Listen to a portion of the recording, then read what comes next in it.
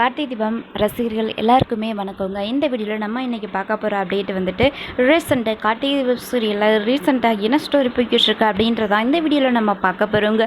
நம்ம சேனலை மறக்காமல் சப்ஸ்கிரைப் பண்ணிவிடுங்க. பக்கத்தில் பெல் ஐக்கான் இருக்கும், அதையும் ப்ரெஸ் பண்ணிவிடுங்க. வாங்க வீடியோக்குள்ளே போகலாம். நம்ம கார்த்திக் எத்தனை தடவை சவால் விட்டாலும் கார்த்திக் அதில் ஜெயிச்சுட்டு தாங்க இருக்காங்க.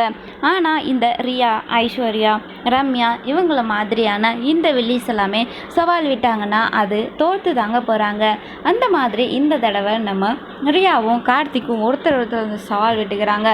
கார்த்திக் மீனாட்சி அண்ணனை இந்த வீட்டுக்குள்ளே கொண்டு கண்டிப்பாக ஆனந்தியும் மீனாட்சி அண்ணையும் அப்பா அம்மா காலில் விழுந்து ஆசீர்வாதம் வாங்க வைக்கிறேன்னா இல்லையான்னு பாரு அப்படின்னு சொல்கிறாங்க. ஸோ அதுக்குள்ளே இந்த வீட்டை விட்டு ஒன்றை துரத்துறேன் பாரு அப்படின்னு சொல்லி கார்த்திக் சொல்லியிருக்காரு. கார்த்திக் ஏதாவது சவால் விட்டால் அது நடக்காமல் போகுமா, இல்லை டைரக்டர் தான் அதை நடத்தாமல் விட்டுருவாரா சொல்லுங்கள். ஸோ அந்த மாதிரியான ஒரு சவாலை தான் கார்த்திக்கும் விட்டுருக்காங்க. இந்த பக்கம் நம்ம ரம்யா, அதாவது ரியா பார்த்திங்கன்னா இந்த வீட்டோட நான் மூத்த மருமகளை ஆகி காட்டுறேன் அப்படின்னு சொல்லி ரியா ஒரு பக்கம் கார்த்திக்கிட்ட சவால் விடுறாங்க. கார்த்திக் இந்த வீட்டை விட்டு நீ போகலைன்னா உன்னை நான் இந்த வீட்டை விட்டு போக வைப்பேன் அப்படின்னு சொல்லியிருக்காரு.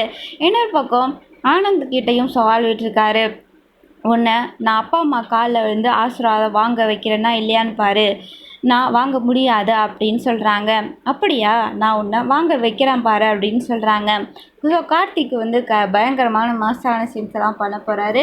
இன்னொரு பக்கம் நம்ம ஆனந்த் பார்த்திங்கன்னா நாச்சியாருடைய கன்னை இந்த வீட்டில் பீரோவில் இருந்து எடுத்து அந்த ஒரு கன்னை இந்த ரியா கிட்ட காட்டியிருப்பாங்க. இது லைசன்ஸ் வாங்குறதுக்காக நான் தான் இங்கே பீரோவில் வச்சுருக்கேன் அப்படின்னு சொல்லுவாங்க.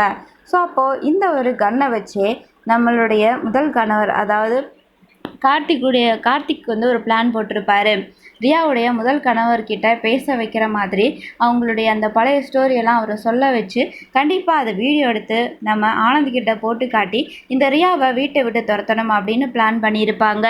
ஸோ ஆனால் ரியா பார்த்திங்கன்னா அந்த ஒரு கன்னை எடுத்துகிட்டு போய் அவரை போட்டு தள்ளிடலாம், அவன் இருக்கிறதுனால தானே நமக்கு பிரச்சனை, அவனை போட்டு தள்ளிட்டா கண்டிப்பாக எந்த பிரச்சனையும் இருக்காதுல்ல அப்படின்னு சொல்லி ரியா ஒரு பக்கம் பிளான் பண்ணிக்கிட்டு இருக்காங்க.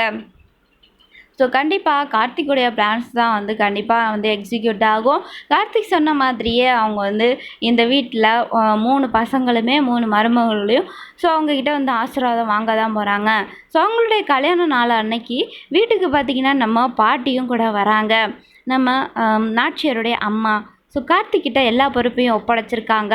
கார்த்திக் நல்லபடியாக செஞ்சு முடிப்பார்.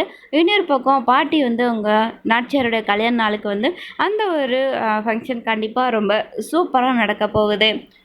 ஸோ அவங்களுடைய கல்யாண நாள், ஸோ வெட்டிங் ஆனிவர்சரி பார்க்க நீங்களாம் எவ்வளோ வெயிட் பண்ணிகிட்டு இருக்கீங்கன்னு கமெண்ட்டில் சொல்லுங்கள். தேங்க்ஸ் ஃபார் வாட்சிங்.